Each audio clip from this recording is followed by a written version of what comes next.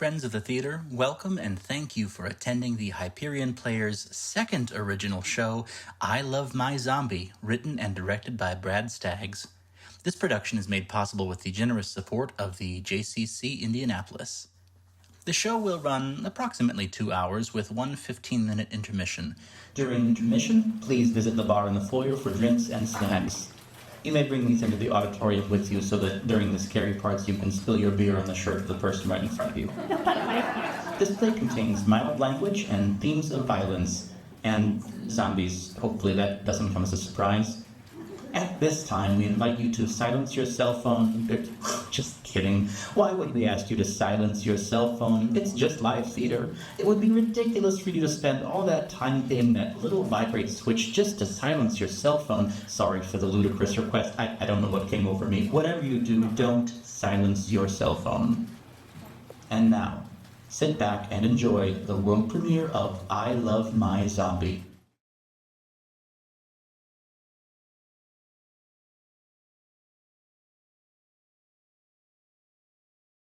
Good day. I am Chief Detective Sam Cutty. Thank you all for attending this seminar on police detecting. As you can see from your program, this will be an all-day event, so I hope you all took your naps. Hi there, come on in. Again. Voice one. We will be discussing the best police technology 1972 has to offer, starting with these 182 film strip slides. You may leave now if you wish.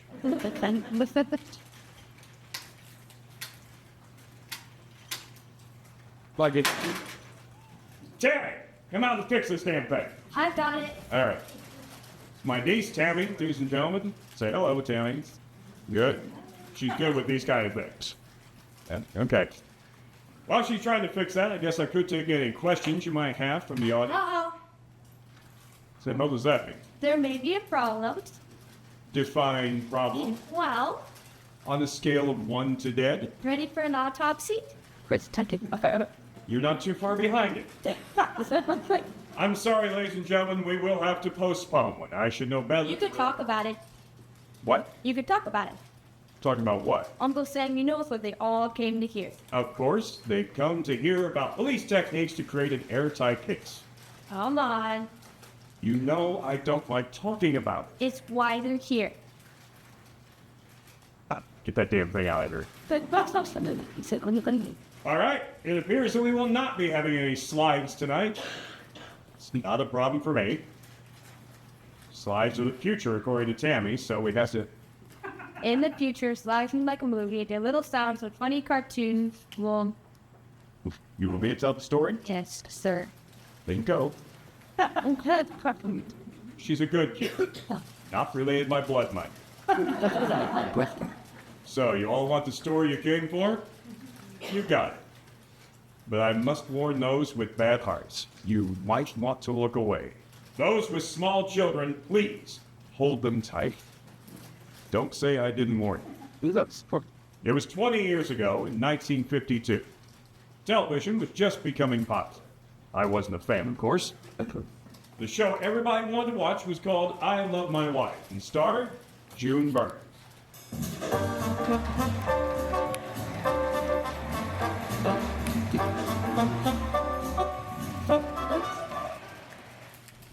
I just don't understand why you can't go to the show, June. Jimmy doesn't want me driving the car.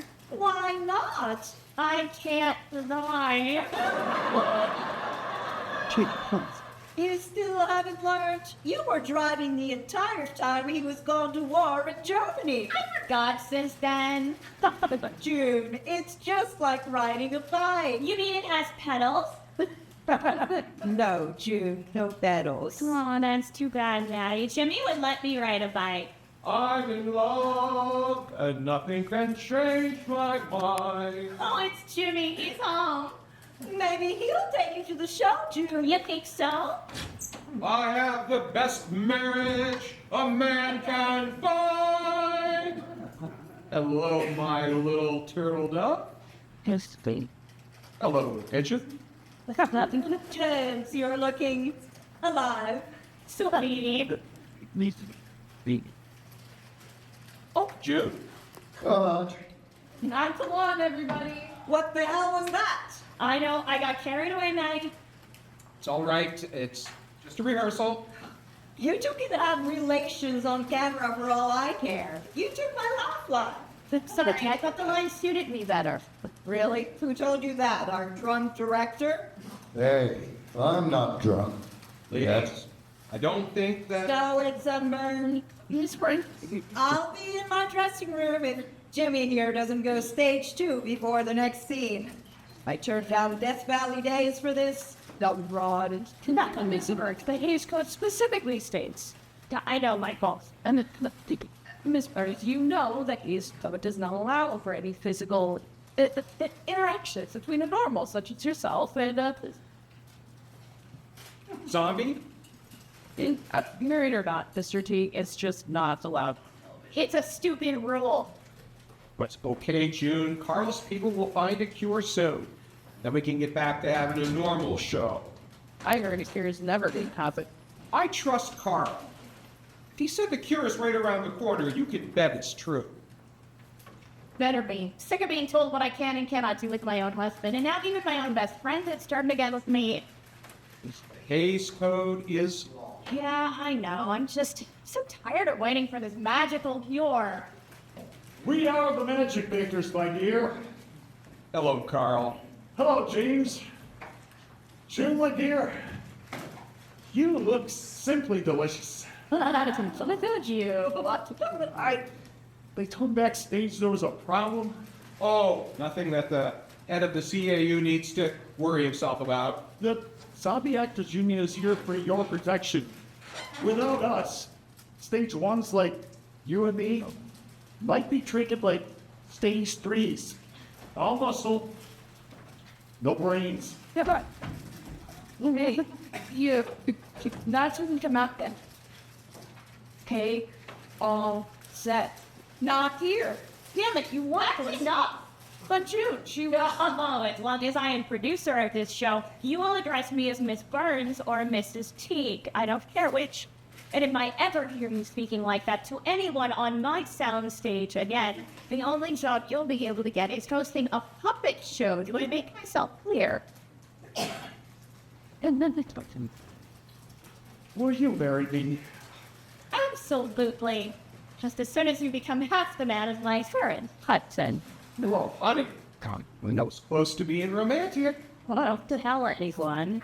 Especially not the studio head. Come on. You can put that back there behind sound stage 2. It's all right. The teasers. 74, and I'll say it again. You're one lucky zombie. Gosh. You mean man, right? I'm one lucky man. No, my friend, I bet zombie if you are what you are. But not for long, right? You mean the cure? Yes, Carl, that's what I mean. I've got my best neurologist out here, and you know that. I think with the donations from June, we're close. How can you be sure, though? James, do you know what half of this mass are doing? For the first time, children were vaccinated in mass against polio. Soon the amount will be polio-free because of one shot. If they can do it, we can do it. I know. I just want to be able to kiss my wife and not get thrown in jail. Is that what happened today? Yeah, she kissed me in front of everybody. Oh. On camera. Oh my God. The Hays Code. Believe me, Michael already gave us a barrel's worth of grief over it, spouted chapter and verse of the Hays Code at us. Miscegenation. Prohibition of the mixing of different racial groups. That's why I need that cure, Carl. I want to have a normal life with my wife. Jimmy, you've made a pretty good life of bad situations. I mean, you've got the #1 hit TV show.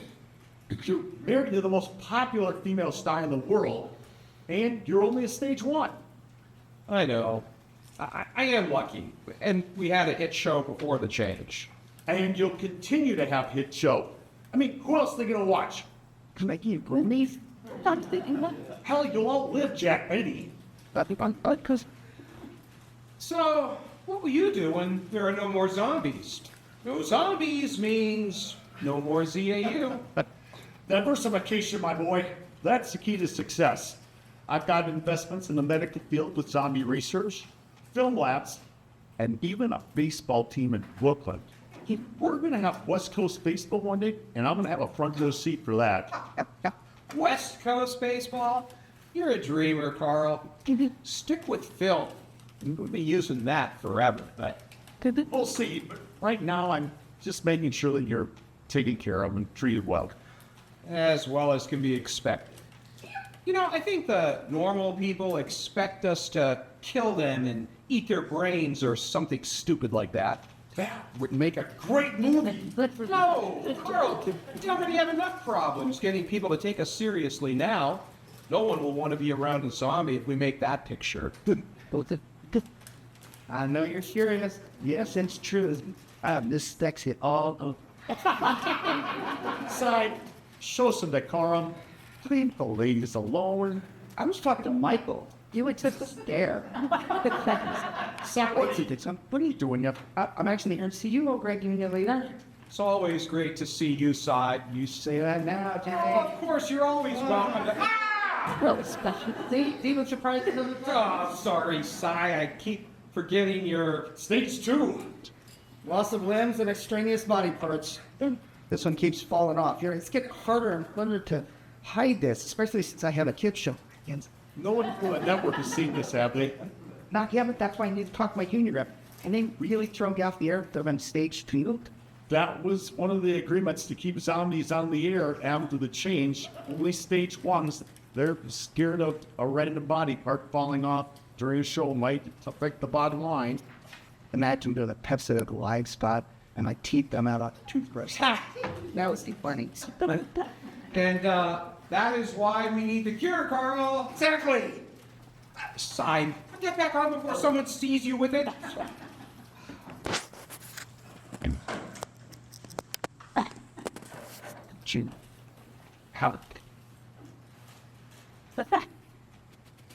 How? How do you get it to stay in place? That thing? Oh, look, it's the walking nightmares. That's the name of the movie. Would you Stop.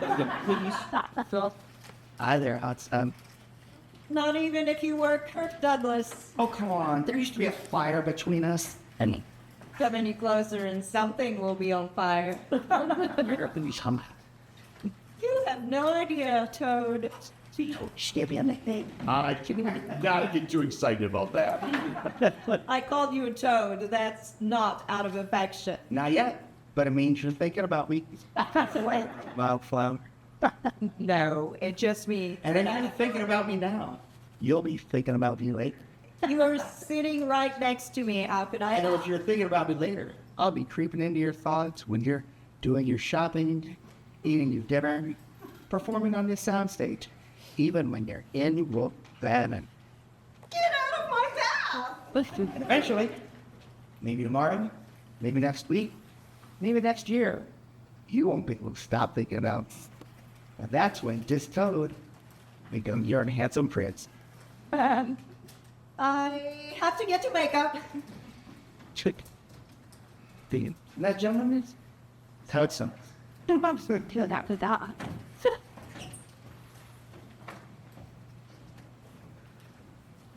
It has been brought to my attention that some of our younger or more inattentive audience members, you decide which, may not be fully aware of history.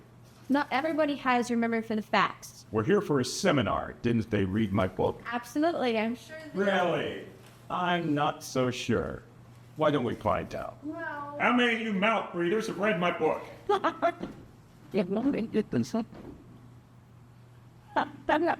I hate you. No, I'm telling God.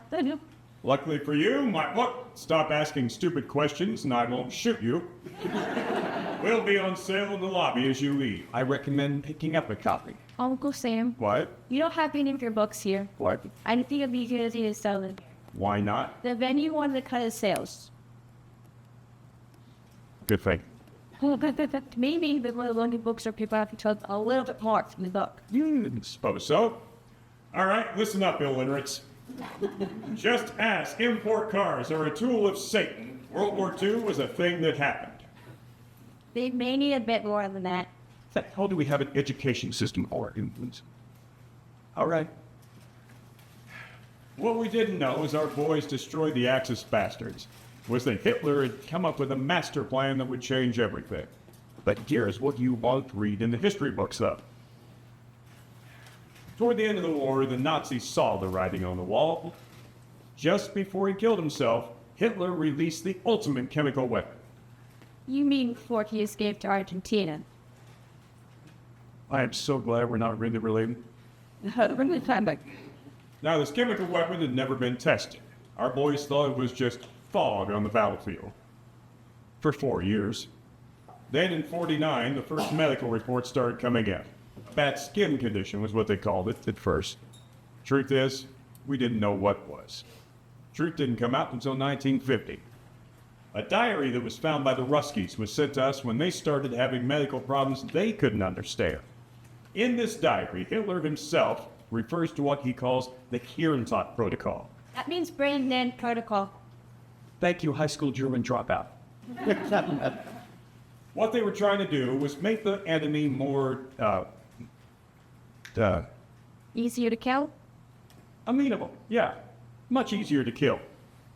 So, what they did then was they took the enemy and made sure that our boys were the first ones to get covered with this powder.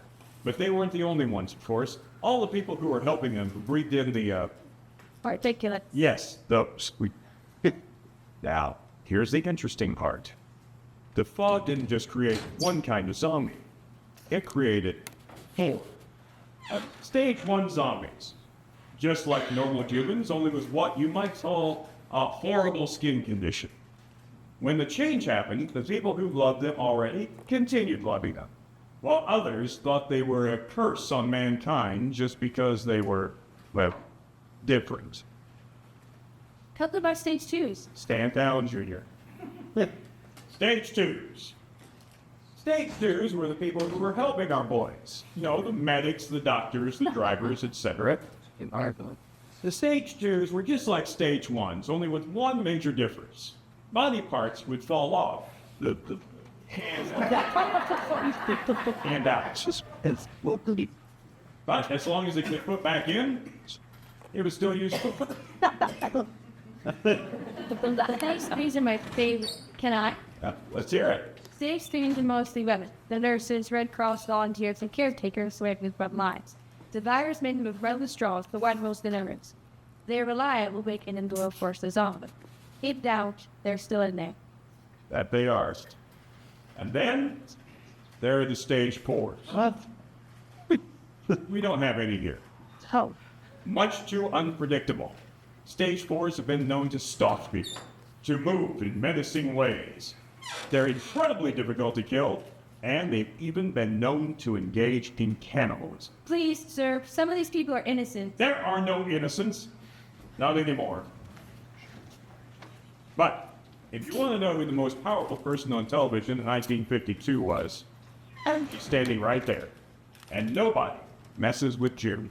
Gary, how does this back wall look in black and white? Fine, June. What, red make it pop more on screen? It would look strange to the actors and crew. Gary, 25 people live versus millions watching in glorious black and white at home? I don't Well, then let me put this another way. Red or unemployed? Red, it is. I knew you'd make the right decision. June, you have to do something. About what? That damn zombie. You talk about my husband. I would appreciate Not it. Jimmy, the other one. Lie. Listen, fine. Things I don't. June, he's not a hoot. He's a menace. Why does he even allow him the soundstage? He makes me laugh and I like having him around. He makes me uncomfortable. Oh, you need to loosen up, Maddie. You know, you used to laugh with me about these things. It's Madeline. June, would you stop? Nobody's side has made brazen overtures to me. Brazen overtures. What does that mean? What? As a lady of the stage, I don't want to go into the sordid details. He was hitting on her. Thank you, Gary. That was very helpful. What did he say to you? He told me that he likes things. He told you that he likes it. Yes. Where? Well, everywhere. He likes it everywhere. Where were you when he said that? Right there. Right out in public. What did you do? Well, I'm a lady, June. What do you think I did? She slapped him. Don't you have a home to go to? No. I live here in this booth. That explains the clothesline. June, I'm quite upset by this. I'm quite upset by him. Do you know that he is a stage 2? Really? Stage 2? How can we tell? When I slapped him, his eye popped out. You slapped his eye out? Yes, and then he just put it back in like nothing happened. Would that be a handy ability to have? Would you be serious? Tried to be serious. You Maddie, I tried to joke with you. I tried to be your friend again. What is it I need to do here? June. Maddie, you and I are the first ladies on vaudeville. Remember the ramble like cowgirl? I do. I reckon that they're bad guys. Ain't gonna come looking for us. 2 guns out. June, that was a long time ago. I reckon them they're bad guys. Ain't gonna come looking for us. 2 guns out. But they won't find us anyways, Derringer darling. Why not? I didn't leave no forwarding address. But how are we gonna know how to get back? I've been leaving a trail of breadcrumbs for the last 1,000 miles. Miss Burns, let me use some red paint for the set. Hey, you haven't gotten official confirmation as Miss Burns is not giving me Michael? Do not put 1 ounce of red paint on that wall. That's an order. There. I've stopped now. I love his idiotic idea of let's put red paint on. I'm gonna kill you. Somebody can Somebody should do something about that stagehand. If I hadn't stopped her, she probably would have painted the whole set red. Michael! You know, I think that you need to take on a more supervisory role. And I think that you need to paint those panels red, Michael. After all, I cannot trust such an important job, which I approved, to just anyone. Miss Burr and my friend here will be supervising you. You mean his didn't mean to the spirit, but it's clearly a early and false. Do you have any idea what it's like being a woman who runs her own television show? No, baby. That's right, who does. So don't forget who's in charge here. Yes.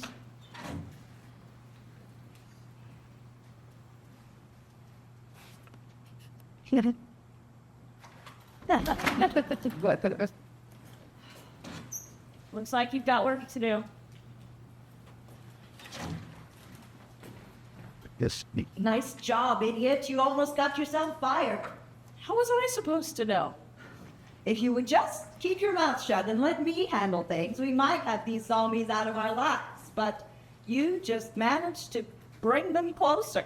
You know our instructions. Drive a wedge between the kingpins and the zombies. Of course, I know our instructions. I've actually met Mr. Kaplan. Have you met him? When? Well, of course he wanted to meet the nationally recognized celebrity who supports his cause. Nobody's ever met Mr. Kaplan. What's he like? Tall, but not too tall. A beautiful head of hair of various colors. Various colors? Yes, well, it was dark. Oh, Piercing, bluish, green brown eyes. I would say in his third, fourth, 50s? Definitely between 30 and 55-ish. when was this? You never mentioned it. What? I don't like to brag. Ha! The feet. You live to brag, Maddie. It's Madeline, and what are you wearing? It's for scene 2A. What is scene 2A? You're always walking around with a script. Don't you read it? Read it. We're on TV, James. Michael here tells me my lines before I come on it and I repeat them. It's not like we're doing legitimate theater here. Then why do you walk around with a script? Oh, my third acting teacher told me to. He said if I just keep the script in my head, the words will fall off the page and into my head. And was this before or after he cashed your check? You need a drummer to follow you around with the rim shot. I'll take that up with the producer, Miss Blonstein. Sorry to interrupt, sir, but Miss Blonstein and I were just going over her lines in 1C. 1C. Yeah. She has one line in 1C. But it's the line the entire scene hinges on. The line is, what kind of shellfish? Well, I haven't figured out my motivation yet. To say the damn line. I loathe you. I'll leave you to it, but don't worry too much about it. I wrote this episode, and it's not really an important line. After all, you're not the woman people tune in to watch.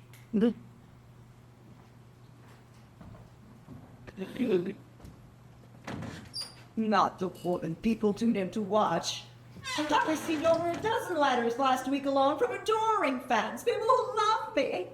How many letters do you think his precious June received? Oh, over 2 million? In a week? I mean, your fans aren't exactly the letter writing kind. Are you saying my fans are illiterate? No, ma'am. Look what's happening to us. Remember what Mr. Kaplan wrote. Do not let the enemies divide us. Remain united.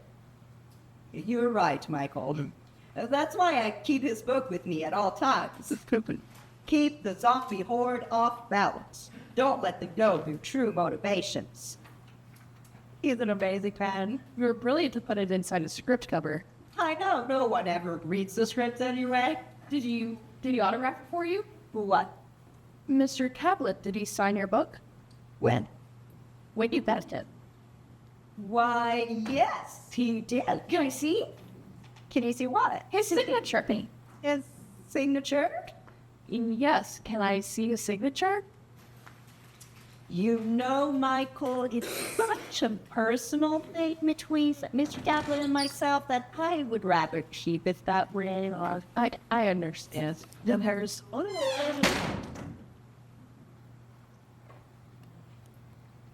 You're joking. Don't if you're not joking. Miss Blonstein and I were working. Well, we're done. But Miss Blonstein, what do I do? Man. Nice, even brush strokes. No one else but the scientists people with that. Right. Okay, well, first step, I'll just put this down. Okay. Putting it down. Now, that's okay. First step done. Now, I've seen you do this with effects. What do you kind just...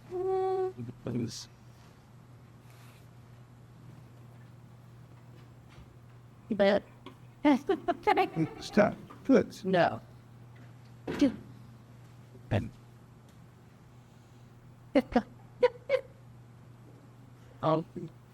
I know. What's first?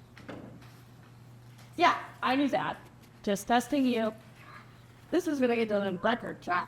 Oh, this is let me know. And oh, Ouch. Goodbye.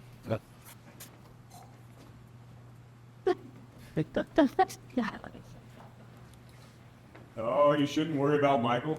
I was told that nothing was broken and he was back to work within hours. But the stage had was allowed him for the first time in years, according to reports. Tree. This. You see,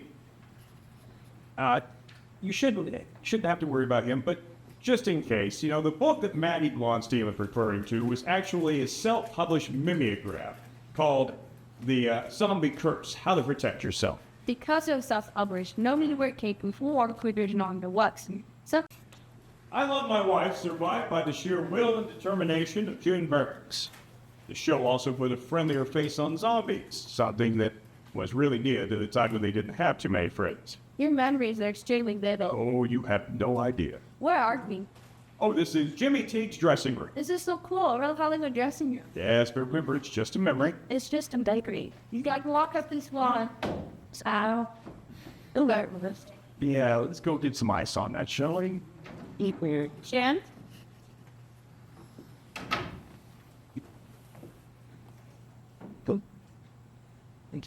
Cutty. Hi. Think you'd be dressed by now. Thought we had another hour before meeting with the sponsors. Oh, Michael didn't tell you. The meeting got moved up an hour. Really? No, he didn't say a word. Huh. Well, it won't take me long. Can't keep the sponsor waiting. After all, cigarettes are the future. 4 out of 5 doctors agree. Oh, menthol back the day keeps that cough away. Okay, well, give me 5 minutes. You got 3. 3 it is. Honey, what is this? What? This rack of clothes. Oh, I knocked one of our old show trunks. I was hoping we could pull out some of our old bits for the show. Say, do you remember the bits we did when we toured with Burns and Al? Up to I.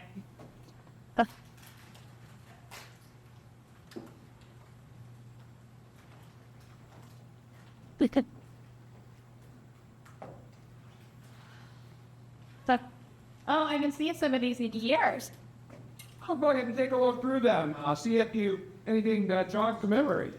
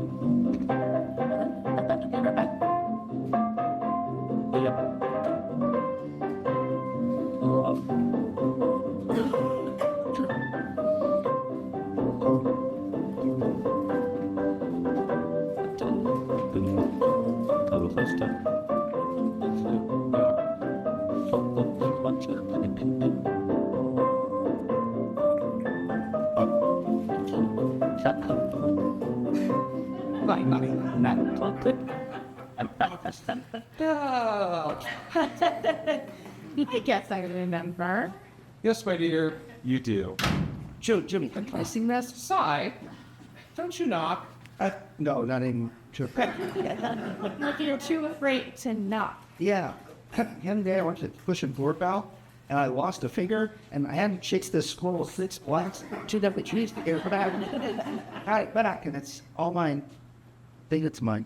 But what does that have to do with knocking? Well, if I lost a finger pushing a button, I'd want to know what I'm going to lose if I knock. Okay, that's so cool, dear. Say, you're doing the Tuesday Bobster stick. That's right. Oh, woman always gets her mad, even when he's her. And the key begging. Not to say it without Maddie, though. Hey, I didn't. Okay, you're so fired up about. Oh, yeah, have you seen the paper? Variety? Hollywood Reporter. No, the actual paper. No. Not for years. Why? Our friend wrote another editorial. Would you look at that? See what I mean? Studebaker's making Shreks now. Yellow. Oh, hey, I need a storage. That does not We know that side. We don't care what Kaplan writes. You don't care what he brightens? He's a blowhard who will disappear soon enough. He's a cook with a self-published pamphlet. Probably likes getting high up into mimeography. Good film. Writing about you. Yes.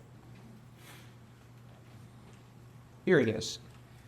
Of all of the horrible examples of zombie love is the television show I Love My Wife. Once a funny way to while away the minutes, normal TV star Jimmy Burns refuses to fire stage 1 zombie Jimmy Teague. Who happens to be her actual husband, where that works. Right. An inside source Michael. tells me that there is daily onset cursing Michael. and drinking, Michael, and actual physical romantic contact between a normal and a zombie. Someday that'll be me and Maddie. Nice. You know she's been brainwashed by this crap and she hates you now. I like challenge. This is Much Ado About Nothing. Nice breath, right? Thank you. There's no need to fear this. We're the golden couple. America loved us before I turned, and America loves us now. I was just talking to Carl about this earlier. How much longer are they going to love you? Don't let this get to you, Si. This sells papers and that's all. Exactly. But you know who's reading those papers? People with no lives of their own. People who hate big words. True. So true. There are a lot of those people. Si, we're gonna be just fine. I need it. I'm sure you have all the time you love, but I'm a stage 2 zombie with a variety show. Someday I'll be tap dancing, sort of end up in the front row. There's a fight out of stage 2 and they'll turn on me. I know they will. Your point ended up in my lap. I turn on you too. But don't worry. Carl's people will find and cure soon. I can feel it. I think that's it, Jess. Have you two seen this? Oh, yes, I am already planning my soul of a show. I am seriously thinking about suing this newspaper. For what? I think that's Pablo. Of course, you're here.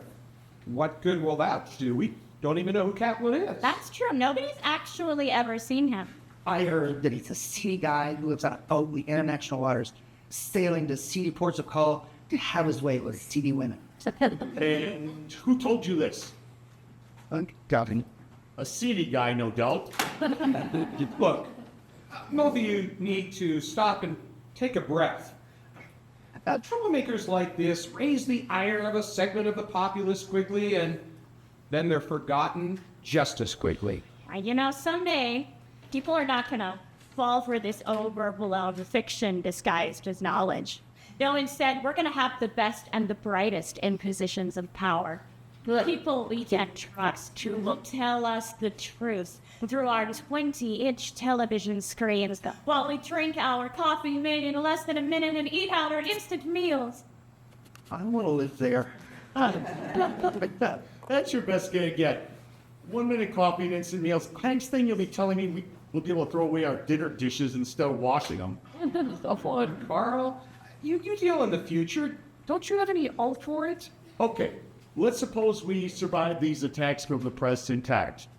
Let's suppose that Americans accept the mixing of normals and zombies. Let's further suppose that my research is able to find a cure for us that make us better. To what end? 1 minute coffee and instant meals in front of a giant 20-inch TV? How does that make things better? Where does that move society forward? Oh, Carl, think of all the extra time that we're gonna have to spend with our families. Time spent talking instead of cooking or cleaning. More time to fish and relax. Yeah, more time to. I can't think of anything I need more time for. More time to find a girl. That's it. Speaking of, I should have a very attractive co-star if I need to order so that she can't stop thinking about me. Excuse me, I didn't make the drip. Wait, you're gonna give my flowers to a woman who hates you? Cheap, in effect. Okay, I understand why he's not upset. What about you two? Carl, Cy is more worried about everything than all of us put together. Really? doesn't show it. Huh. Of course he doesn't. Carlstein's a vaudeville comedian. He's good at exactly two things: making people laugh and gambling. Okay, he's good at one thing. Which one? That depends on the night. The truth is, we are praying for your scientists to find that cure. It'd be great for people like you and me who have this bad crash, but what about stage 2s like Sully? What about them? They'll be cured. Yeah, but what about the body parts? What about them? Well, when Cy loses the body part, it's still alive. He tapes his hand back on and it eventually repairs itself. After he's healed, will those body parts still be alive? Our research is still inconclusive at this time. And what about stage 3s? Will their minds be fixed as well, or is this as good as it gets for them? What about the stage 4s? Carl, think about all of the stage 4s in internment camps all across the country. After they heal, will they still be mindless thrillers? Or will they heal and then suddenly remember everything that they've done? And can you imagine trying to live that way? I don't know, June. The truth is, we just don't know. We don't have any case studies. We don't even know if we can cure anyone past stage 1. But we're trying. At least we're trying. You want Jimmy back, don't you? Why have mites to me? Not everyone feels that way. Some people want us in internment camps. This guy's turned your own best friend against you. You know I want my life and myself back more than anybody, for both June and myself, but until that time comes, June and I have the responsibility to show the world that we're no different. That's fine as long as we're stage 1s, but what happens when we devolve to stage 2? Well, that hasn't actually happened to anyone. Yet, but 5 years ago, no one had ever heard of the zombie virus either. We have to have hope, Carl. June and I do. But what if people fail? Then we go on showing the public that we are still June and The Jimmy. greatest husband and wife comedy team since Samson and Delilah. Samson and Delilah. Yeah, didn't you hear? Samson was so funny that he brought down the house. Please tell me you never got any laughs with that one. No, but it's still my favorite. I think I'm getting through to her. Come on, my friend. We need to discuss your taste in women over dinner. Okay. You need to talk to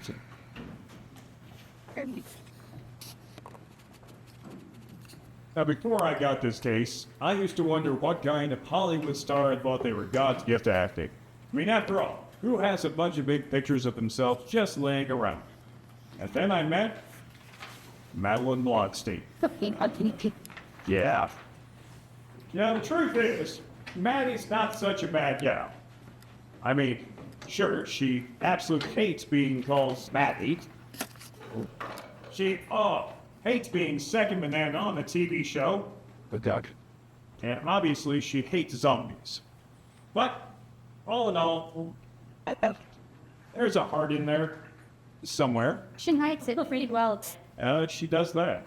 So, Me? does she actually have all the newsworthy stuff in your dressing room? Actually, I had to scale back a bit. She had a lot more. I didn't have the brain of the cement bust she had made of herself. I would love to see that. You would be the one carrying it in. That's fine. That's what I thought. But you know, I think it's still in show story. It is? Please see it.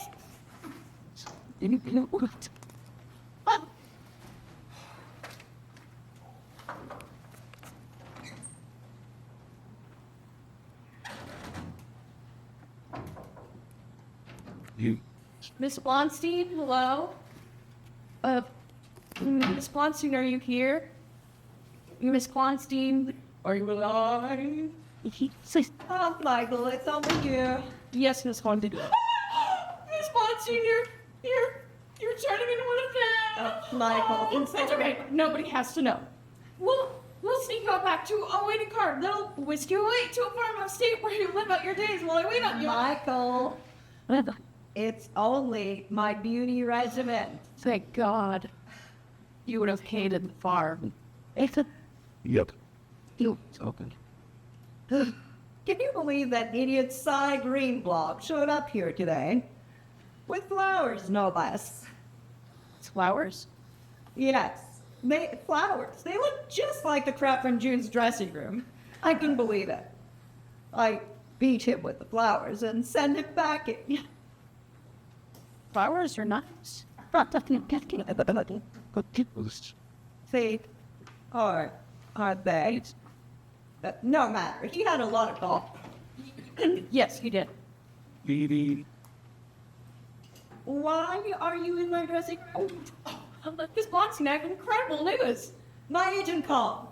No. My manager called. No. Not that manager, the other one. Not him either.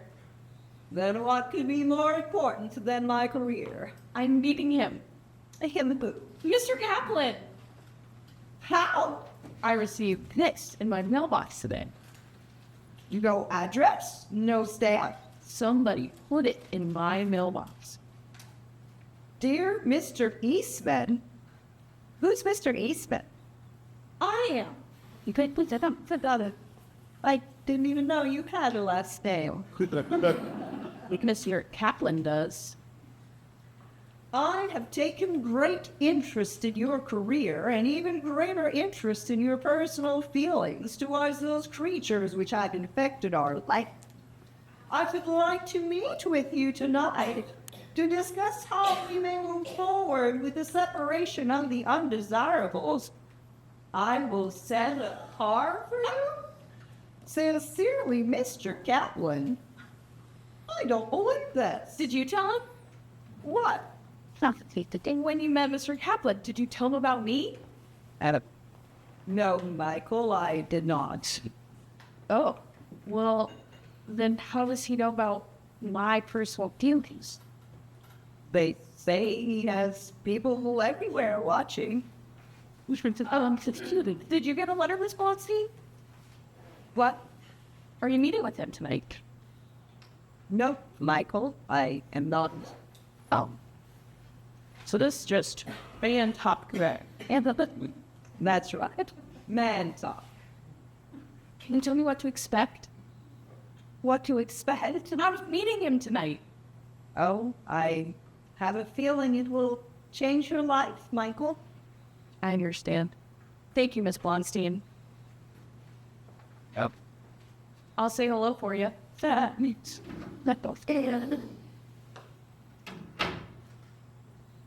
Why him?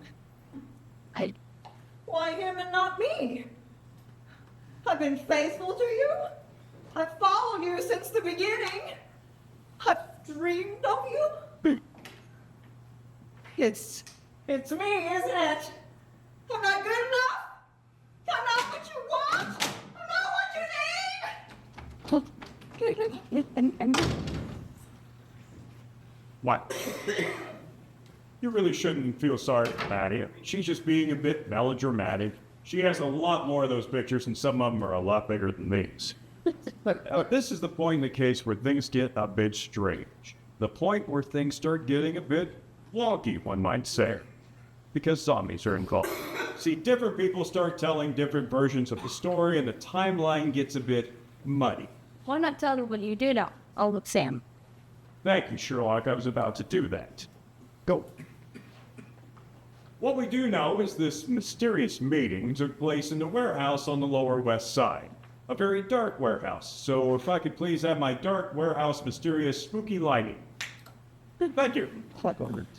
As you can tell, it was very dark, but the one thing that was in this empty warehouse was a big shipping crate. So come on out with the shipping crate. There we go. Come on out. Yeah, right there. Thank you very much. All right, good. So, you wouldn't think that getting this... Wow, those guys are good.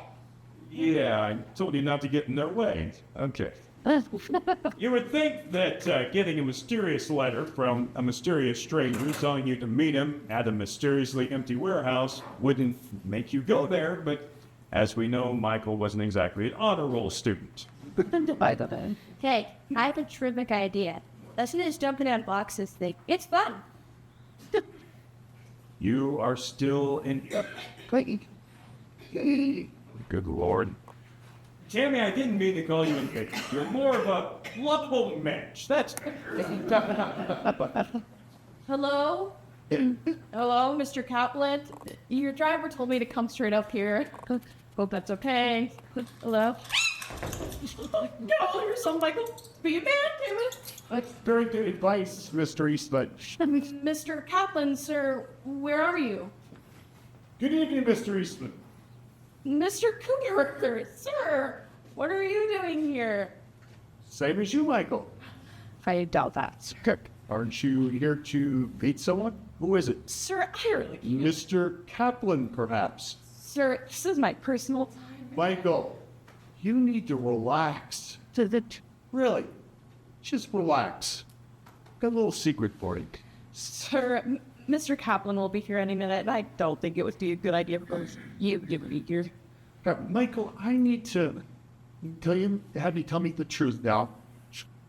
What do you think about my research into the cure for zombieism? I think it's an incredible use of your money. Speak for him, done it. Shut the crap, Michael. Tell me the truth. It's a waste of time and resources, sir. Zombieism is irreversible, and everybody knows it. And what is your solution to the zombie problem? Separation, and in some extreme cases, eradication. So you are a member of the Separatists? Yes, sir. Well, Michael, here's my little secret. I couldn't agree with you more. Excuse me? Said you're right. Does that surprise you? I'm more shocked than surprised. Michael, are you aware that there's a number of forward-thinking zombies that want separation as well? I'd heard rumors. It's true. We believe that stage 1 zombies should be free to govern their own affairs away from the meddling hands of the normals. Separate. But what if stages 2 through 4? Complete eradication. They can never be treated, trusted, or have any confidence in them. And when the time comes that stage 1s become in stage 2s? In the unlikely event that that happens, they will be purged. We're on the same side. Same coin, 2 sides, 1 goal. I can't tell you how happy I am to do this, Mr. Cooper, but I must insist that you leave. Mr. Kaplan out here in a minute, and he's even more radical than I am. Michael, I need you to read this. The time has come, my faithful. The zombie undesirables must be rounded up and exterminated before their disease infects us all. Yours in this time of turmoil, Mr. Kaplan. This is an editorial by Mr. Kaplan that I haven't read. What do you have? Well, now it's time for secret number 2. I am Mr. Kaplan! No! Oh, yeah! But you can't be. Mr. Kaplan calls for the total eradication of the zombie species. In order to preserve the purity of the human race. Exactly. Michael, that of course. I am Mr. Kaplan. That has to be done. But Mr. Kaplan calls... But to call for the wiping out of your own species is madness. That who would ever suspect me? I must admit, at first I was just trying to get people riled up. I mean, we exist in this zombie state because the last dictator tried to wipe out an entire race using a genetic bomb.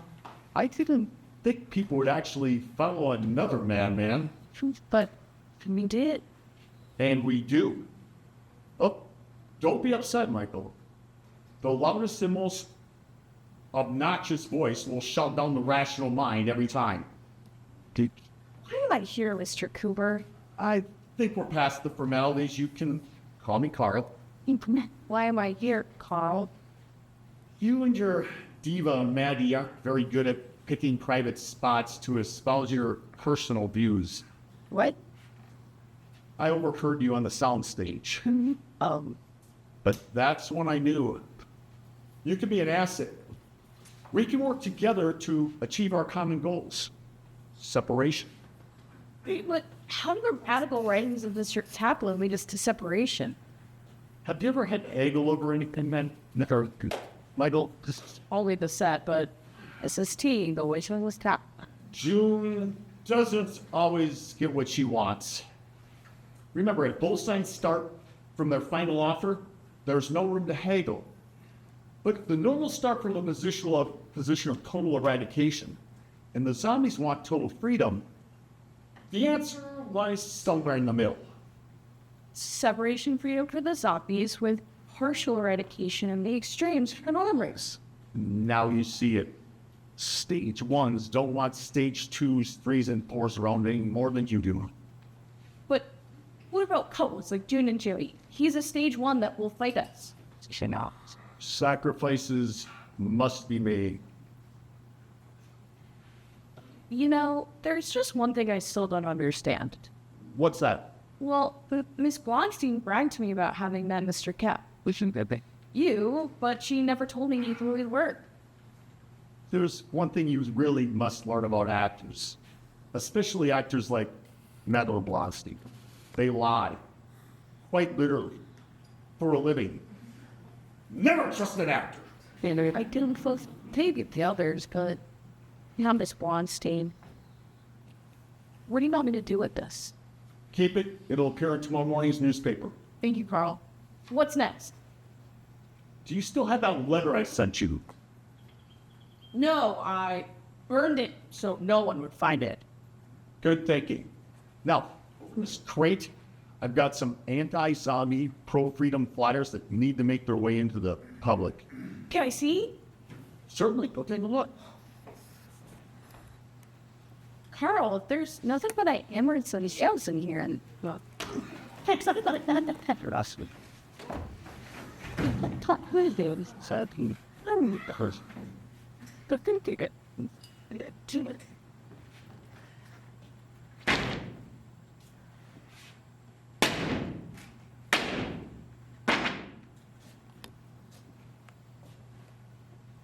Sacrifices must be made, Mr. Kaplan.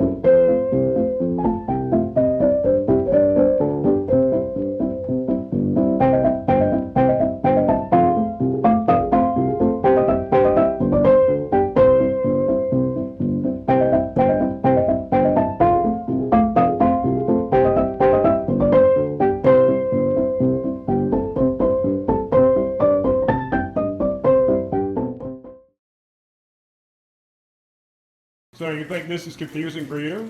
You should see the footlocker full of notebooks I have on this case. Jimmy, I hope my recollection of events has been accurate enough to keep your attention. Now we're back from our mandated bathroom break. We can get started.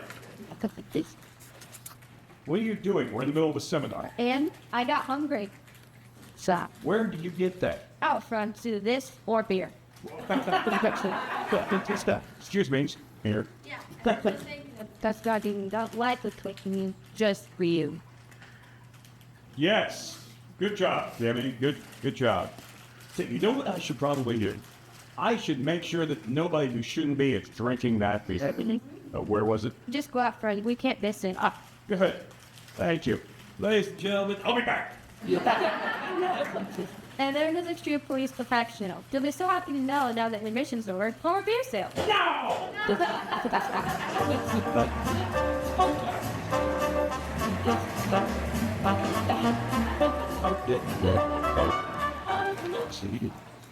Well, June, I hope you've learned a lesson. I sure have, Jimmy. What is it? The R doesn't stand for really fast. And the next time I want to go to the show, you'll take me. I've learned a lesson too. What's that? The next time you want to go to the show, I'm putting a chain on that door.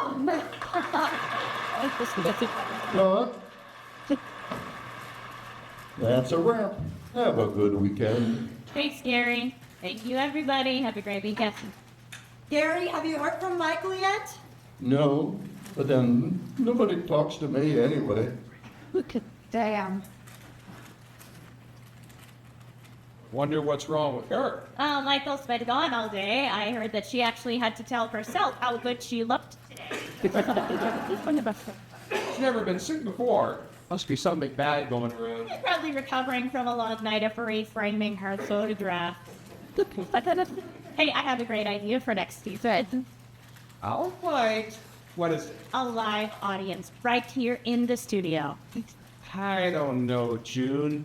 A live audience here? Why not? We used to do it all the time. Sounds miserable. Sure we did, but that was before the change. So what? They'll still come for the comedy. And leave when they see me in living color. And it's going into millions of homes in black and white. It's a blessing right now. Honey, nobody's gonna leave. And if they did, then we didn't need them here anyway. I told you how lucky I am to have such a strong-willed woman on my side. Well, not so great. Ever speaking to you? Oh, my two favorite criminals, straight up. I go up to the nose for about this little part. Son of criminals. What are you talking about, son? Oh, you know what it is, Kaplan known faithful. You know I don't read that crap side. It doesn't Me neither. the bright. The time has come, my faithful. The zombie undesirables must be rounded up and exterminated before their disease affects us all. Son, it's just called for yes. Oh, yeah, but nobody can take that seriously, right? Tipping the America. Television must be taken to task for its attempts to brainwash the people of this country into forced acceptance of the lowest form of life through television shows like the popular I Love My Wife and Fun Time with Uncle Guy, the latter of which is aimed at younger viewers and is started by Greenblaum himself, a secret stage 2 zombie. Oh my god. Yeah, outed. I had one popularity. What happened? We are called in the network's office. They asked me if it was true. What can I say? Was Carl there? Oh, yeah, he was great.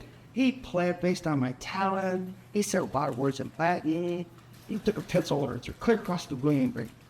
And it wasn't anything he used to do. We were having breach a contract of binding disclosed. I was stage 2. My arm's falling off. You love it, help me. Sorry, you're not. Fire, can, kaput, put out the pasture. Okay. Let go. All laughing stop. We got it. Summarily discharged. Told to hit the brakes. I got no Sorry. Oh, come on, I found it. There's a reason why you're more Jerry Lewis than being Mark.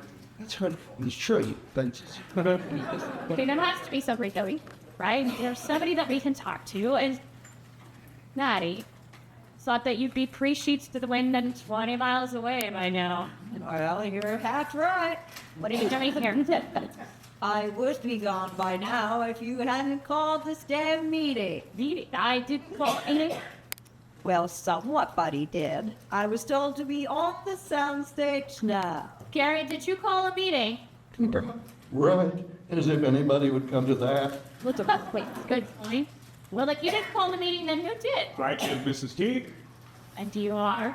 Oh, Detective Sam Cutty, Los Angeles Police. And not detective? I love cuffs. And handcuffs. I have handcuffs here in the booth.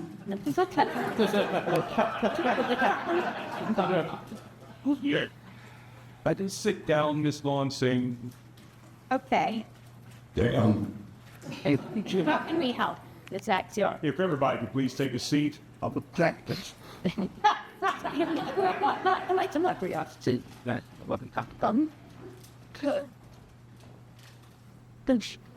All right, detective, we are all sitting now. What's this all about? In a moment, we're just waiting for one. I got there as quickly as I could. Everyone all right? What's time, Carl? I was told it was an emergency. That would be me, Mr. Duprey. And you are... Ah, Detective Sam Cutty, Los Angeles Police. Could you please have a seat? There seems to be plenty of room, thanks to Mr. Greenblaum. Do you know who I am? Oh, I'm very aware of who you are, Mr. Kubrick. President of the Zombie Actors Union, philanthropist to zombie cultures, etc., etc. Now sit. Please.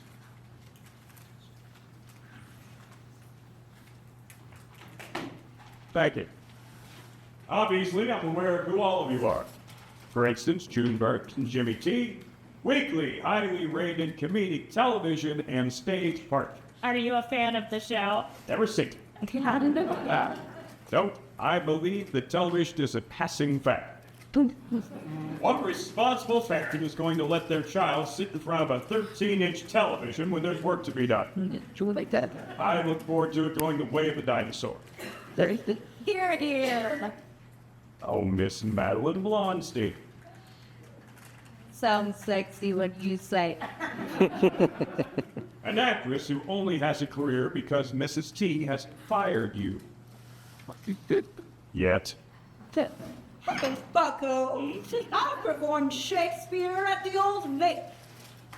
You understudied villager number 2 at the Old Victory Beer Garden during the annual Syosset Shakespeare and Beer Schnitzel Festival. You know, there's no reason to pick on poor Maddie. Poor Maddie. Yes, poor Maddie. Like, she has legions of adoring fans who love her. I do. I bet she gets thousands of fan letters every... Hundreds of letters every... Dozens of...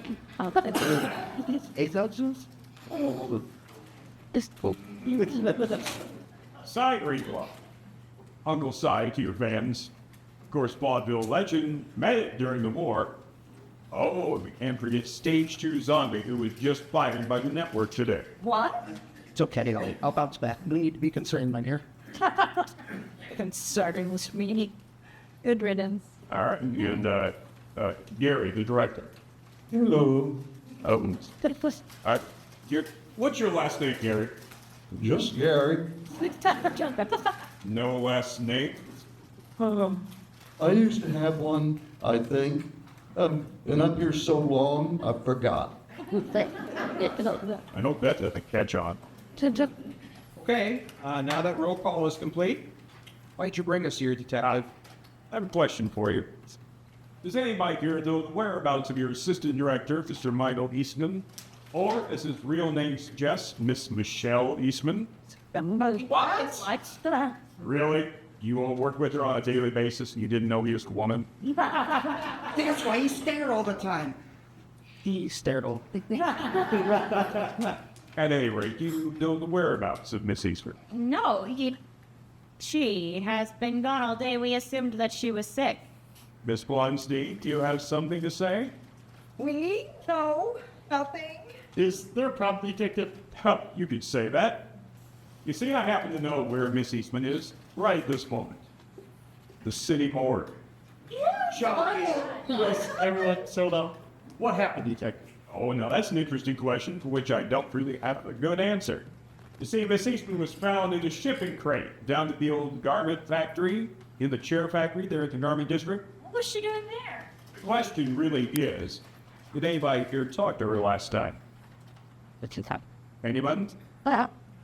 Miss Blonstein, Why would you automatically assume? what are you not telling me, Miss Blonstein? Michael came to my dressing room last night. You should have listened to me. Tell me something.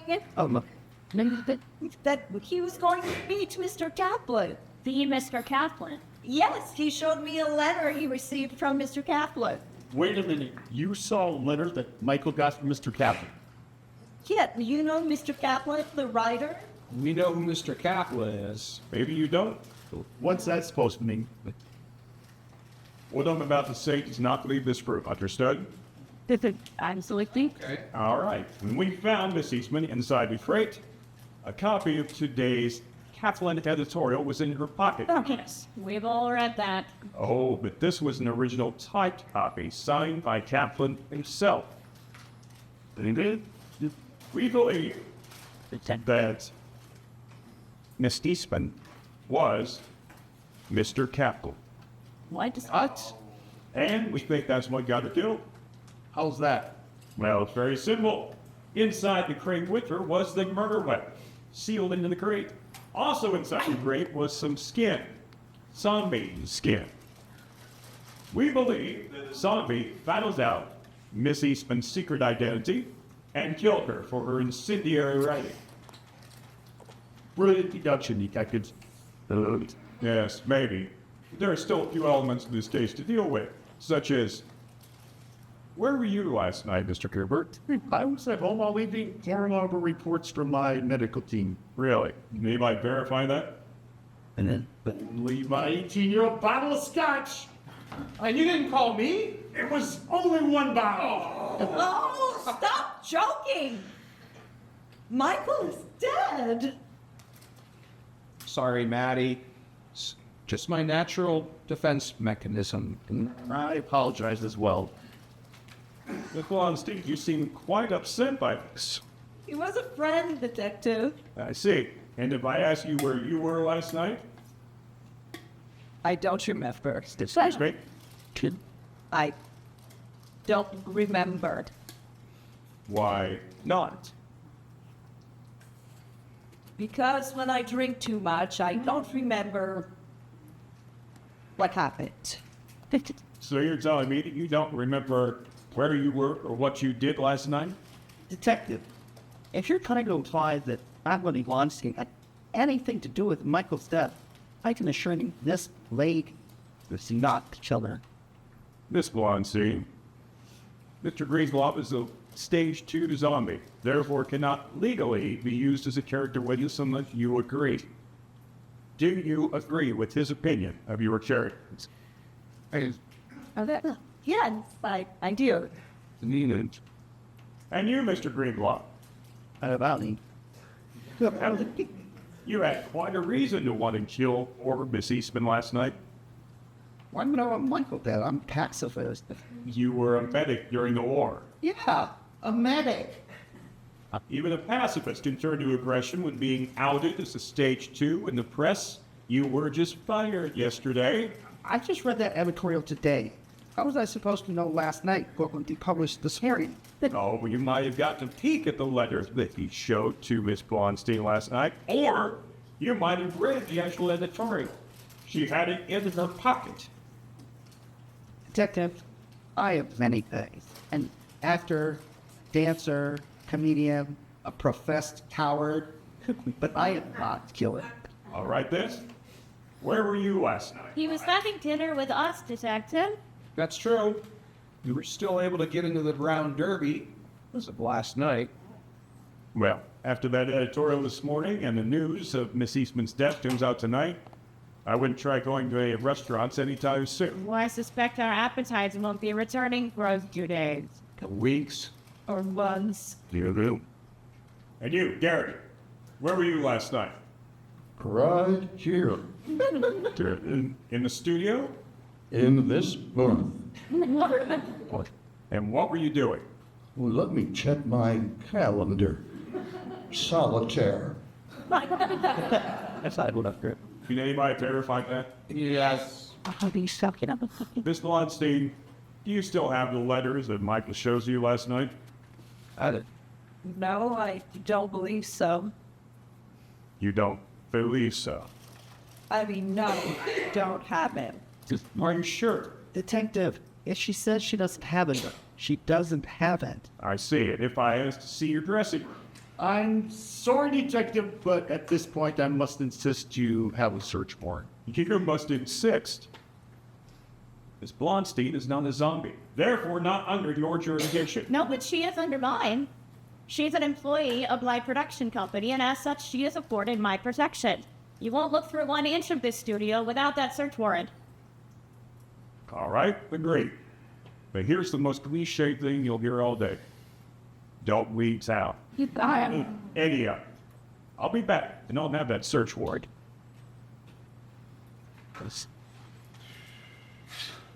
Now what do we do? I think we have to move on. Side, can you hold a pen? What? Can you type? You have a problem? Girl, can a stage 2s all be legally work anywhere in Hollywood under union agreements?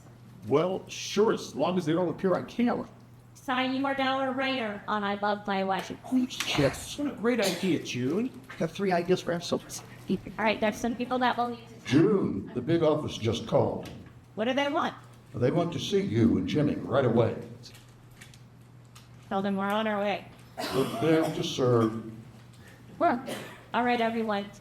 We're going up there, but we are going up there to sell them the new season. We are not going to fight for our jobs right now. We'll take our newest writer with the newest ideas, and we'll tell them how the show's going to be bigger and better than ever. Are you with me? Till death do us part. Let's hope that doesn't include torches and pitchforks. I'll extinguish the torches and fight the pitchforks. Shakespearean, I must buy you some type. Only for special occasions. Come on, boys, let's go conquer the network. Sign. Come on, you faith in sound. You always happen. Carl, we need a union rep there, too. Of course. Good luck. Yeah. I'll be right with you. I forgot my briefcase. Maybe song. Madeline, I've got a question for you. Yes, what is it? That letter that Michael showed you last evening, do you still have it? Why? Professional curiosity. Yeah. You heard what I told the detective. Yeah, I heard what you told him, and I also heard the hesitation in your voice. Do you have the letter? No, I don't. No, Madeline, this is very important. Do you have the letter? I told you I don't. I know what you told me, and I know what you told the detective, but somehow I just don't believe you. Carl, you're scaring me. Oh, now we're on a first-name basis. Isn't that nice?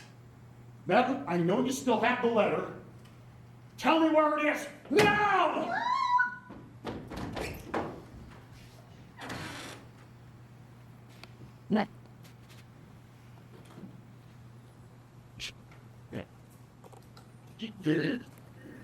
Okay, so that wasn't my best interrogation. Hindsight's 20/20.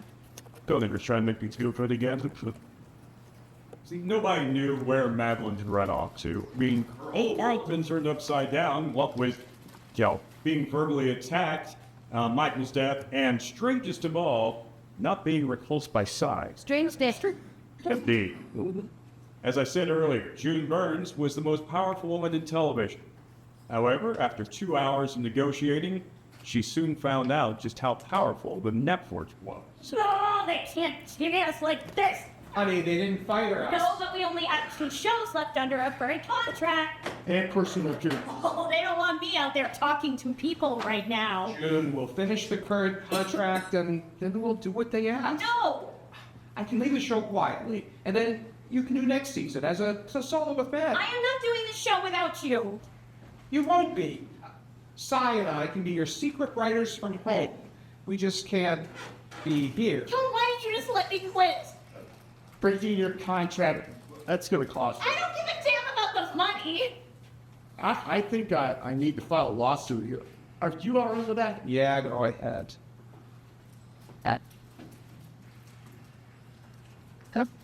Two bud. This is an 8. All right, Dallas, Yes, now drink out.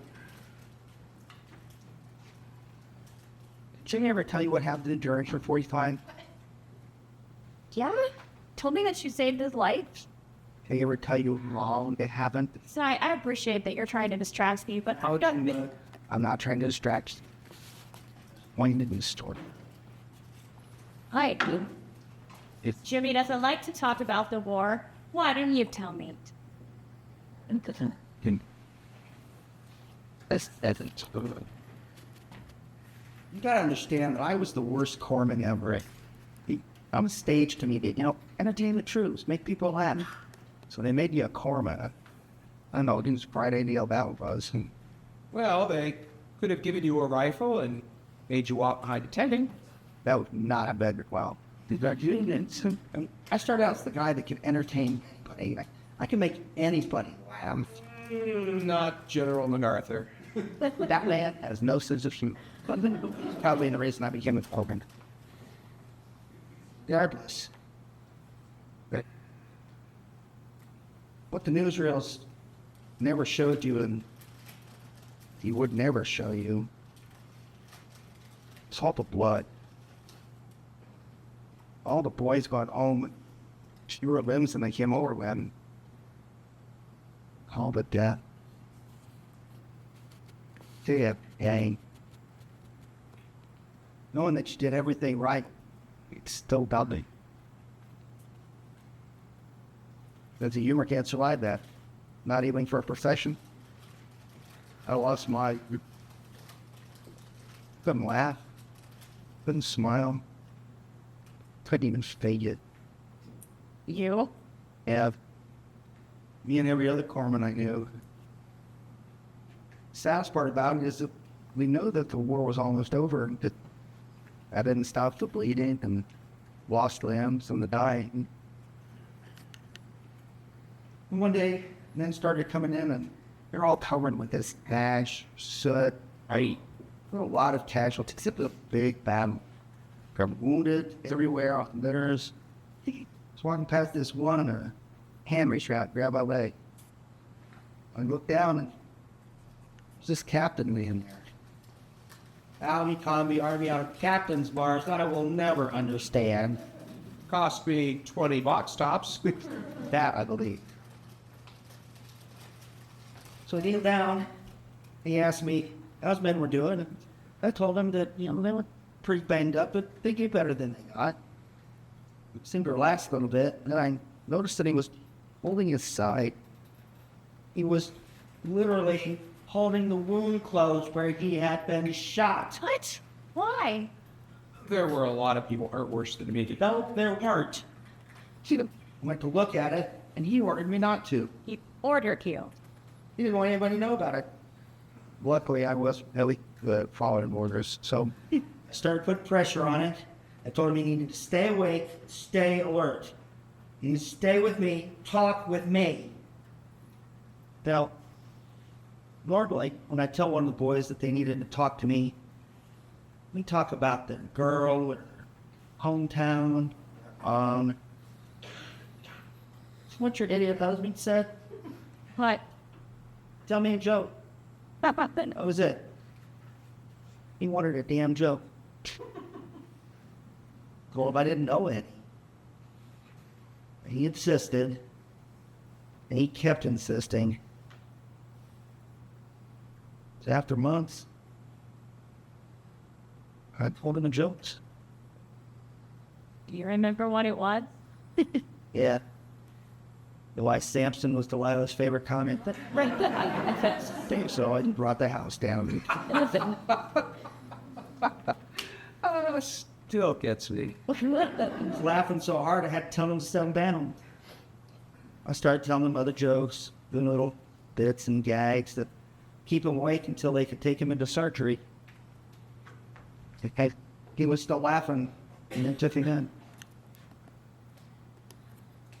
I looked around, and there were other people smiling, despite all the blood and lost limbs, dying. Everybody all covered with this powder. Jump people laughing. It's come up further noticed.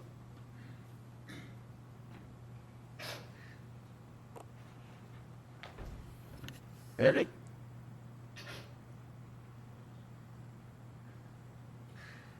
Yes.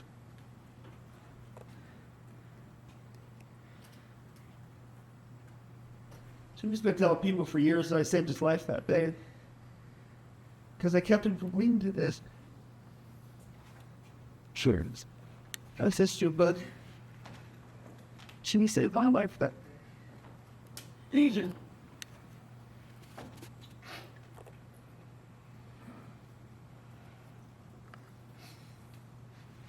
How come you never told me that? I would. He tells it better. The point is, I saved Jimmy's life. Jimmy saved my life. Doesn't matter. We've been best friends ever since. Except when you set me up with that poker playing woman, Felicia boy. She was lovely. Your father owned the bar. For Reed Drake. True is true, but what I'm trying to say is that we're not taking it.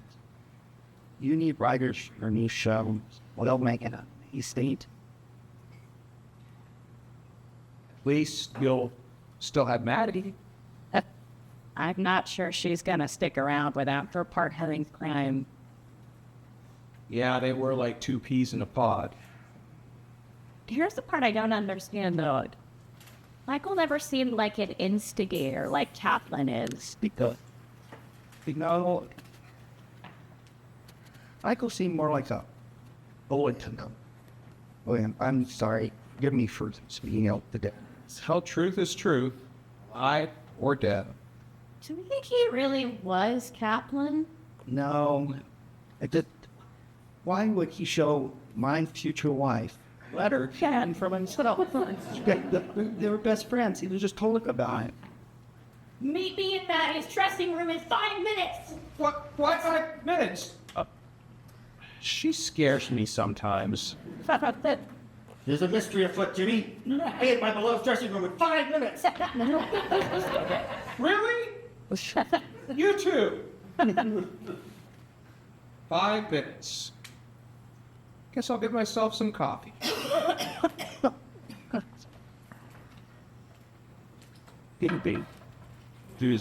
Title 35, Section 1 of the Criminal Code clearly states, a person who breaks and enters the building or structure of another person with intent to commit a felony or theft in it commits burglary, a level 5 felony. It's in the book, people. Look it up.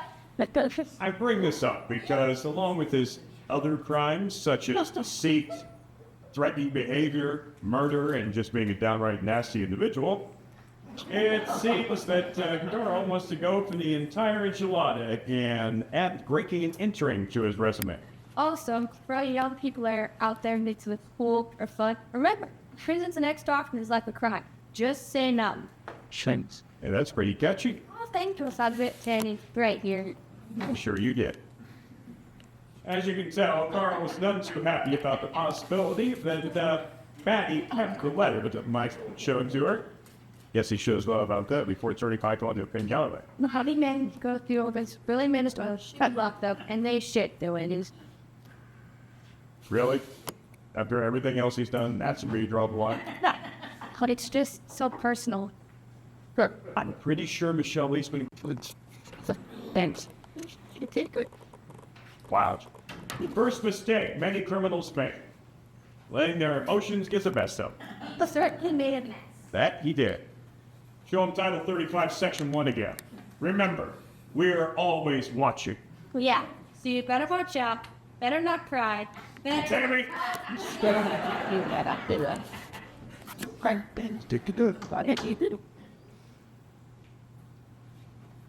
Looks clear.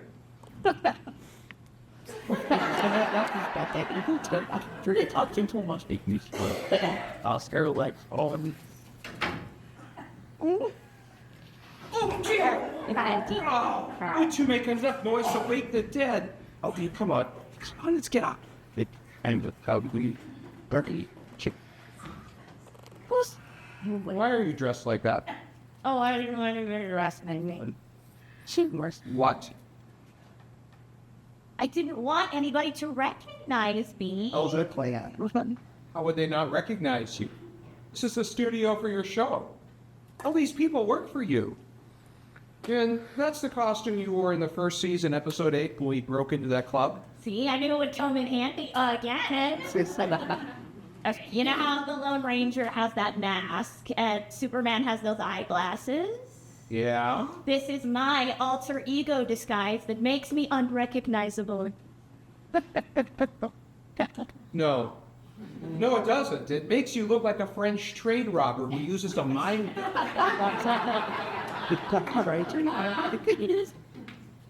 You're laughing at her, Sherlock?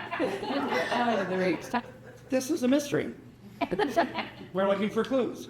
These are my finding mysteries. And just how many mysteries have you solved in these quotes to date? I'd say I averaged a mystery night every night for 6 months. You were doing a stage show and it was in the script.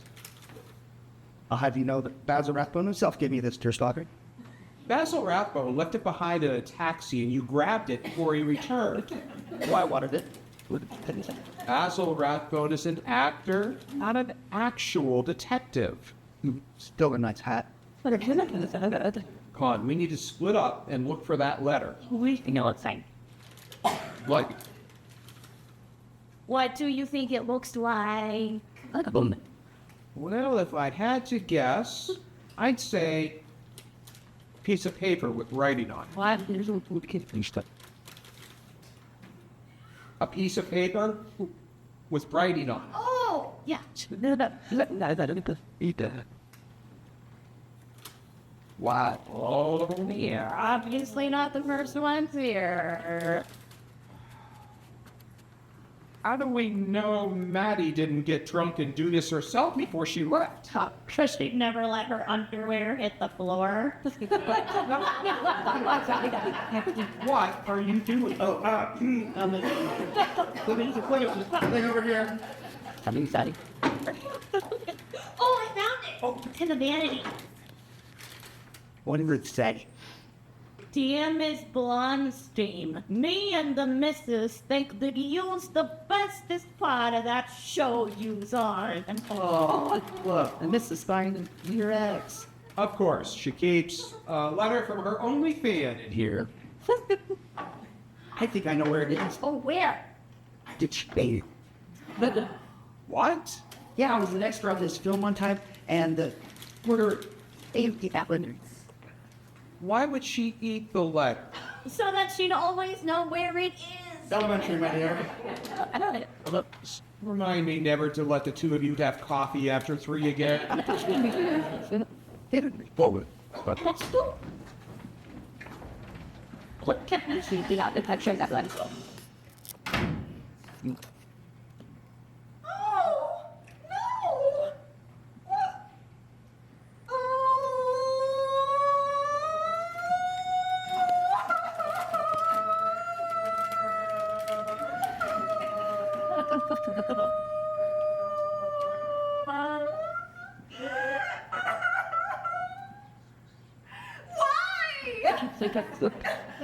Oh,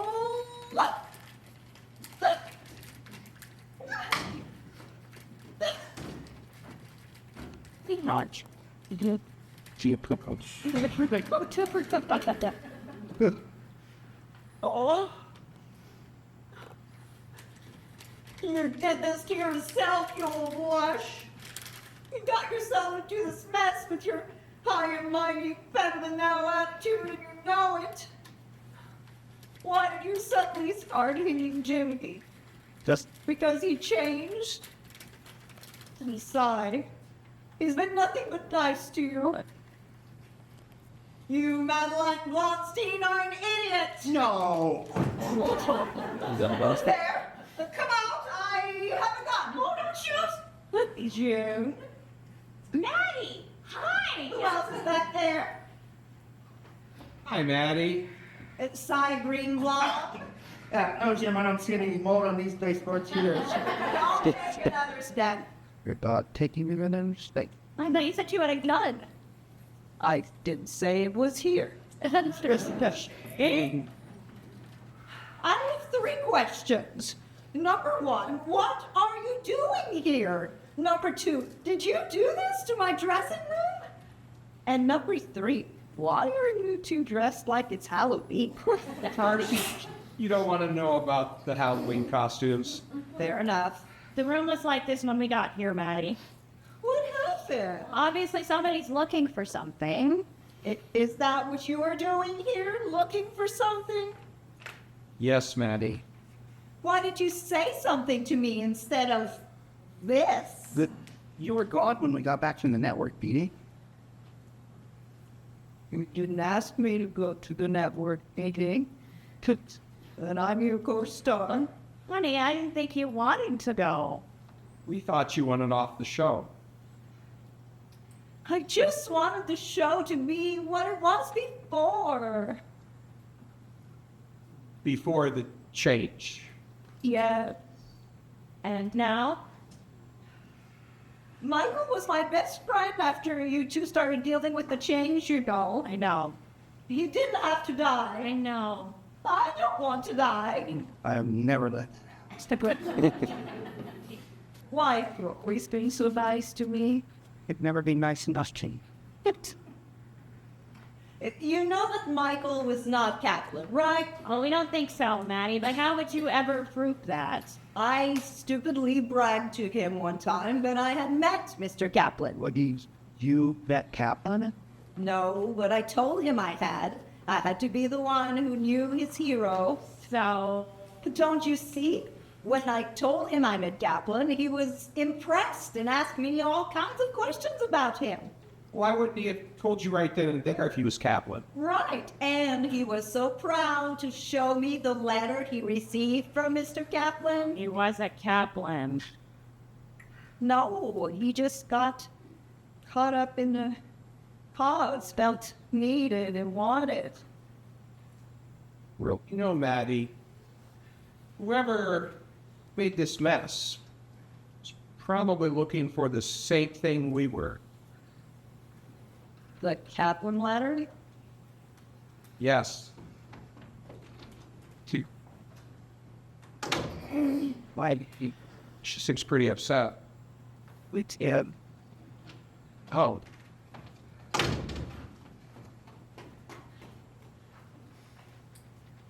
I was afraid to give it to the police.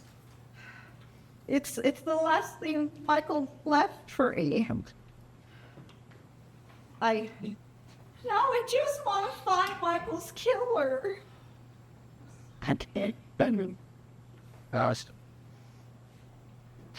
Look. Dear Mr. Eastman, I have taken great interest in your career and even greater interest in... Sincerely, Mr. Kaplan, this is the letter that got Michael killed. let me see this.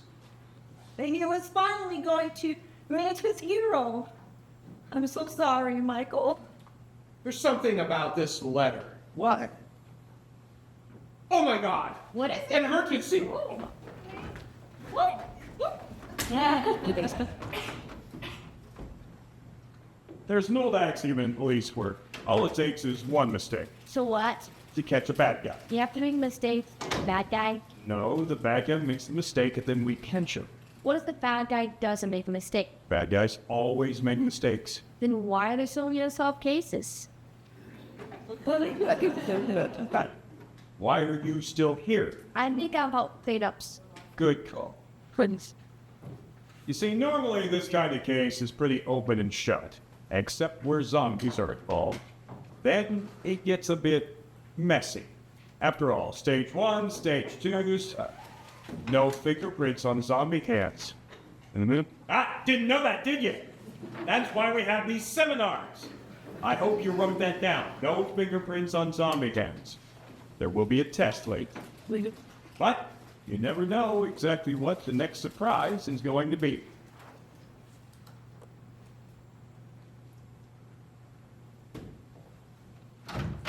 James! James, where are you? James, I'm sorry, Mike. is everything all right? Go away, Carl. James, June called and said there was an emergency and I should get right over. She didn't want to talk about it over the phone, though. Damn it, I told her not to call you. James, whatever it is, we can talk about it. Go away.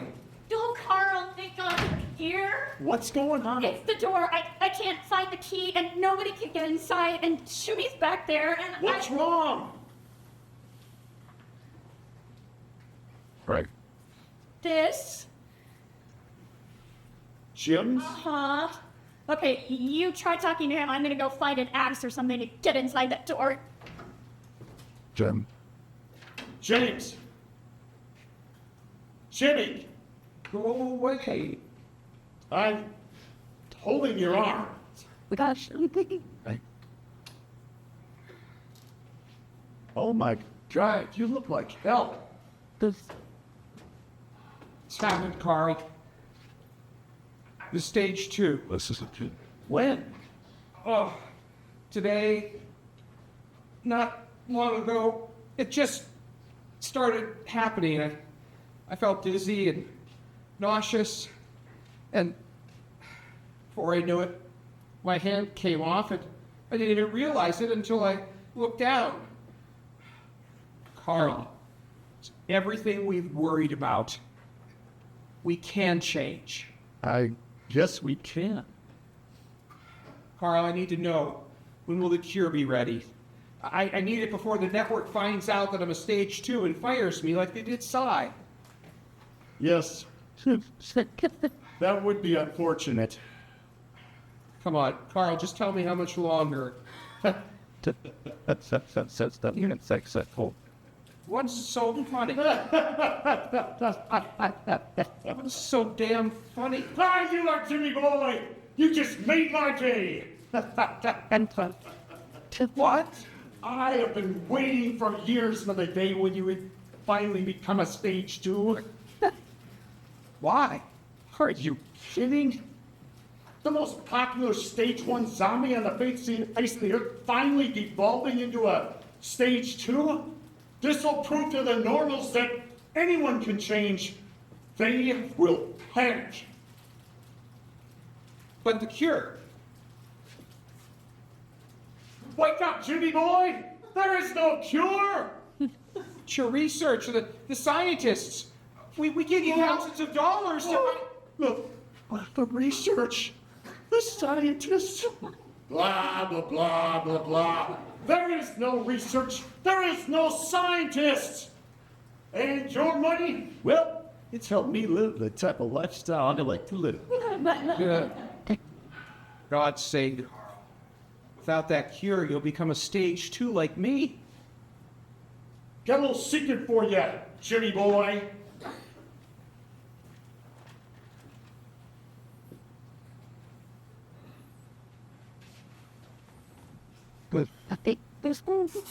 That's right, Jimmy boy. You can call me Mr. Kaplan.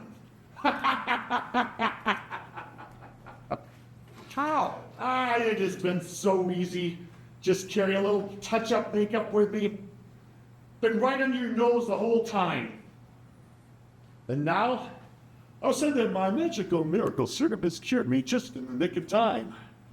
Unfortunately, my dear friend, when I discovered that you were a stage 2, and I tried to save you, it was too late, and you died. You see, the magical miracle serum only works on stage 1s, then not all of them. Only me. Carl. Why? Why? Why, Jimmy boy? Isn't it obvious? You don't belong. You are a disease. The only cure is total eradication. And now you've been able to help me prove to the normals that every zombie will get worse. And they'll be glad you're dead. No one wants a bunch of stage 4s walking around. And I will be a hero, having found the cure. You, my friend, will be a martyr. And one by one, you will all disappear. Sorry, Mike. When we met several years ago, you said something that I will never forget. I have taken great interest in your career. I thought it was pretty cool, but you knew how to play to someone's emotions. And the Kaplan letter is in your handwriting. Stay back. Put the needle down, Mr. Cooper. Lay down. Detective, you're one of us. Surely you understand what I'm trying to do here. Well, if it was up to me, I would let my friend here break you into so many pieces. I'd have to get you up with the 4 eats. Put it down. 7. Now, hands up.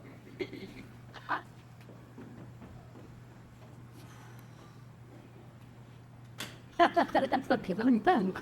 right. Can't wait to see tomorrow's headlines about the man who tried to kill off an entire race. The American people don't have a lot of patience with that. Then, I'm going to take my wife out to dinner at the Brown Derby while you are getting to know your new cellmate. Detective? What? No, just a moment. You tried to destroy my family. You tried to destroy my friends. You tried to destroy our lives. I'm gonna spend every cent this show brings in making sure that you rot in prison. I guarantee it. Just one more thing. Oh, let's go.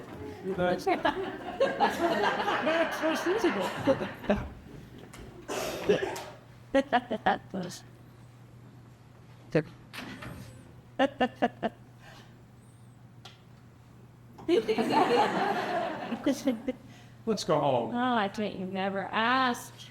Come on, kids. We drink. Oh, not me. I've had enough to last a while. Well, then just come with us as a friend. Action.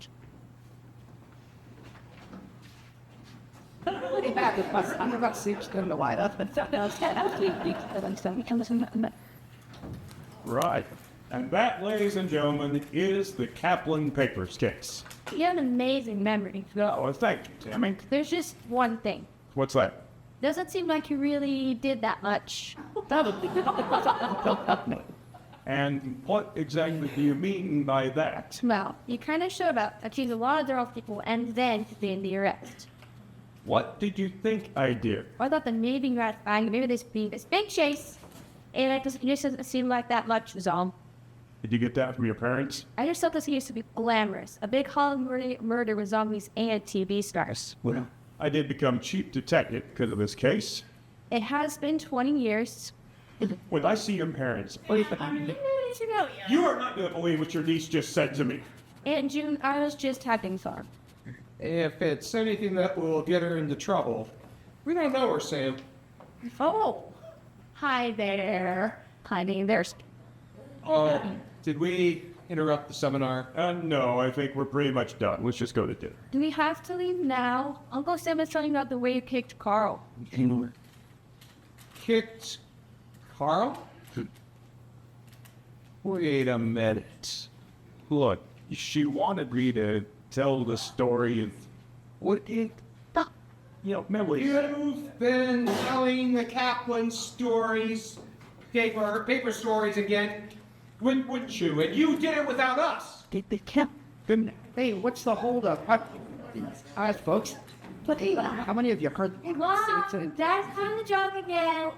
Didn't work that one. It's a little bit chill. You desperately need some new material here. You didn't let Tammy tell the story about the car chase through the cemetery and the gun battle, did you? No, she didn't get a chance. Oh, come on. It's bored without it. But that's not true, young lady. What did I tell you about lying? I know. Don't be a Carl. I'm so sorry to steal our family away from you folks, but we are already late. No more scoring. Understood, understood. Ladies and gentlemen, thank you for attending this seminar. I'm sorry the slides didn't work. I know you're as disappointed as I am about that. So please be careful going home and go buy a damn book. Cutty answered always. It kept 10 minutes. If I give you 10 minutes, you'll take 30. We're hungry, dear. That's true. But If I get lost, you better not be dancing. I think that's all. Thank